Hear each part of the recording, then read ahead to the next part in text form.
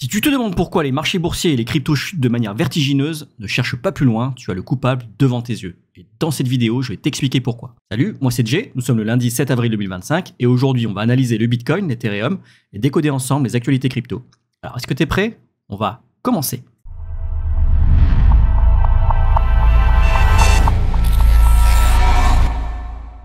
Et j'en profite pour te rappeler que si mes vidéos te sont utiles, dis-le moi en commentaire, lâche un like, abonne-toi et active la cloche pour ne rien rater des prochaines actualités crypto. Bon, pas besoin de vous faire un dessin, c'est rouge, rouge, rouge. C'est même rouge écarlate, même pas une petite lueur d'espoir. Bitcoin a perdu 7,5%, Ethereum 14,4%. Alors je vous parle même pas des altcoins. D'ailleurs sur l'index de la peur et de la cupidité, on est passé de 27 à 17, donc on est passé en extrême peur. C'est incroyable comment les choses peuvent changer en une journée. Et alors on va aller tout de suite dans le vif du sujet, je vais vous refaire un petit historique de ce qui s'est passé pour comprendre pourquoi effectivement les marchés sont en train de chuter aujourd'hui. Alors mercredi, on a Donald Trump qui nous a annoncé des tarifs réciproques entre guillemets. Il a décidé de taxer tous les pays du monde à minima à 10%. Ça c'est juste le strict minimum parce qu'il y a des pays qui ont bien plus. Là par exemple la Chine, ils ont rajouté 34% aux 20% existants, ce qui veut dire que là les produits chinois, quand ils sont importés aux États-Unis, ils sont taxés à 54%. L'Union européenne c'est 20%. Depuis que ce soit les actions ou les cryptos, tout est en train de chuter. Et alors dans la semaine dernière, on a eu aussi le discours de Jérôme Powell, le président de la Fed, qui a eu lieu donc vendredi. Et Powell qui s'est montré assez pessimiste, qui a dit écoutez, il n'y a pas d'urgence à baisser les taux pour l'instant, vu qu'on ne connaît pas encore l'impact des tarifs que Donald Trump a imposés. Alors lui c'est un peu la Suisse, il se mouille jamais beaucoup, il va jamais citer Trump, il va juste dire la politique des tarifs est encore incertaine pour l'avenir. Effectivement, ça peut et ça va faire augmenter l'inflation. Puisque comme je vous l'avais expliqué dans une vidéo précédente, je vais vous mettre un petit lien au-dessus, si vous l'avez pas vu, allez la voir, elle est super intéressante. Le protectionnisme, qu'est-ce que ça va créer? Qu'est-ce que ça ne peut que créer? Ça va créer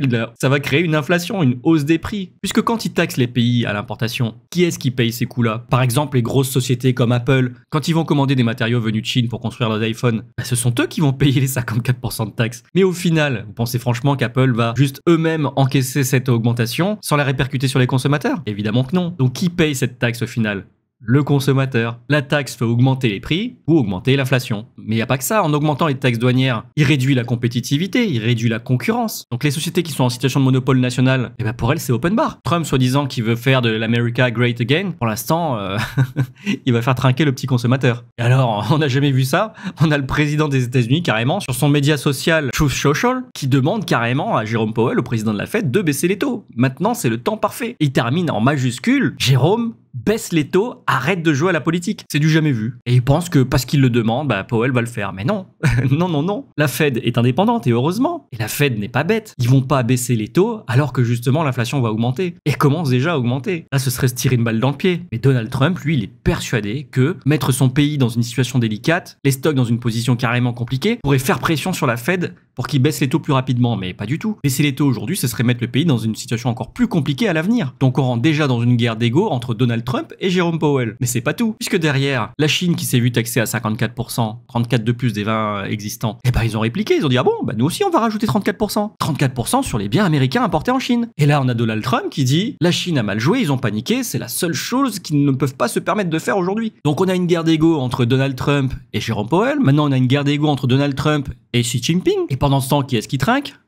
Ce sont les retail comme nous. Enfin là pour le coup les institutions aussi sont en train de trinquer. Quand on voit la tête du Nasdaq et du SP500, je vais vous montrer tout à l'heure, c'est catastrophique. Et puis Trump au sujet justement de cette baisse de marché qui va dire non mais moi j'avais pas envie que ça baisse mais parfois il faut juste prendre des médicaments pour aller mieux quoi. On a l'impression que ça l'amuse. Alors c'était déjà tout pour les news, il n'y avait pas grand chose qui s'est passé ce week-end, si ce n'est que la crypto est en train de chuter drastiquement depuis hier soir. Du coup on passe au calendrier économique et pour aujourd'hui il n'y a rien de prévu. Par contre dans la semaine, notamment jeudi, on aura le CPI, donc l'IPC Core. C'est un des deux indicateurs que regarde la Fed avec le PCE pour arbitrer sur la baisse, la hausse ou le maintien des taux directeurs. Et donc c'est effectivement ce genre d'indicateur que la Fed va regarder et pas des injonctions du président des États-Unis. Et alors concernant les inflows et outflows sur les ETF Bitcoin et Ethereum, vendredi on a 64,9 millions de dollars qui sont sortis des ETF Bitcoin, 2,10 millions de dollars qui sont rentrés sur les ETF Ethereum. Donc sur toute la semaine, on a 165 millions qui sont sortis des ETF Bitcoin et 50 millions qui sont sortis des ETF Ethereum. Oui, ça fait quelques semaines qu'on termine dans le négatif. Et c'est pas fini. Alors depuis hier, sur le marché crypto, ça tire la gueule. Là, c'est du vert. Mais en fait, je vous affiche les liquidations. Donc les liquidations, qu'est-ce que ça montre? Ça montre des positions qui se sont fait liquider. On voit qu'en 24 heures, on a 1 milliard de dollars qui ont été liquidés, dont une majeure partie sur le Bitcoin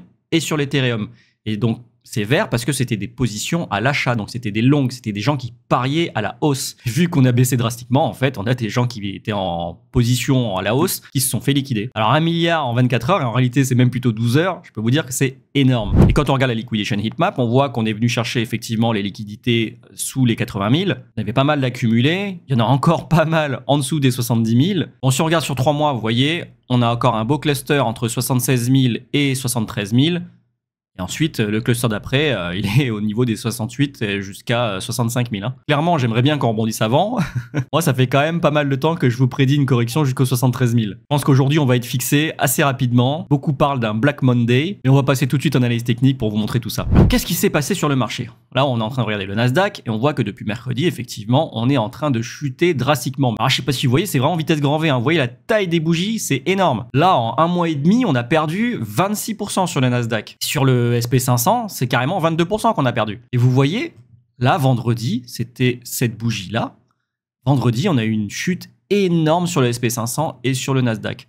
En revanche, sur le Bitcoin, vendredi, c'était ici. C'était même une bougie plutôt haussière. Vendredi, Bitcoin n'a pas subi la baisse qu'ont subi les gros indices américains.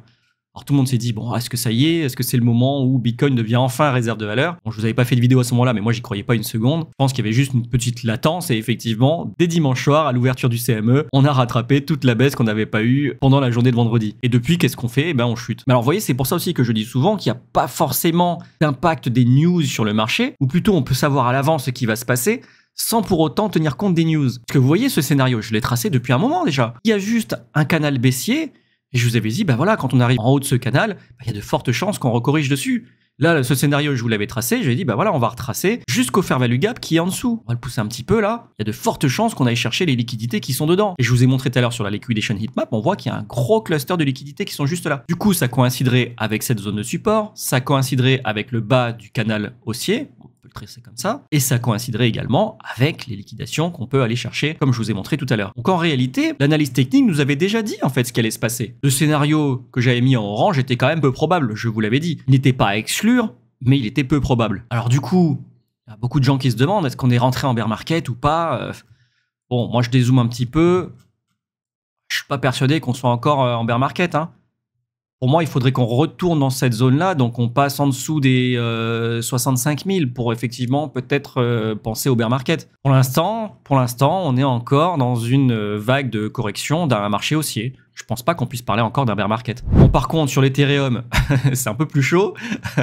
On a cassé ce gros triangle de compression à la baisse. Vous voyez, la zone de support n'a plus supporté du tout. Et là, l'Ethereum se retrouve à 1500 $.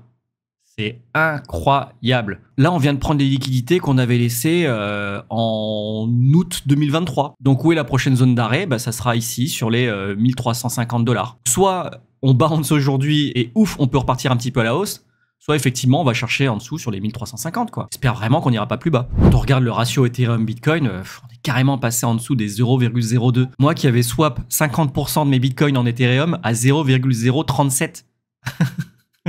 Je préfère en rire qu'en pleurer. Et alors forcément, la Bitcoin dominance qui explose. Regardez-moi ça. On a cassé le petit range à la hausse et depuis, on ne cesse de monter. Alors autant vous dire que l'alt season, c'est pas pour maintenant, hein. Alors vendredi dernier, je vous ai demandé votre avis par rapport au contenu trading. Je vous remercie d'avoir été autant participatif, puisque effectivement, votre avis m'est précieux. Et alors du coup, je vois qu'il y a quand même pas mal de personnes qui sont intéressées par le contenu trading. Donc je vais continuer de vous faire les actualités crypto. Et en parallèle, je vais essayer de vous faire des petites vidéos tuto pour vous donner au moins les bases du trading. J'ai bien compris que c'était un sujet qui vous intéressait. Je crois que je vais même écrire carrément une formation complète. Ça va prendre un peu plus de temps. Enfin, soyez patients. C'est quelque chose qui me tient à cœur. Donc si j'ai dit que je le ferai, je le ferai. Et c'était tout pour aujourd'hui. Si cette vidéo t'a plu, dis-le moi en commentaire, lâche un like, abonne-toi et active la cloche pour ne rien rater des prochaines actualités crypto. Allez, cheers!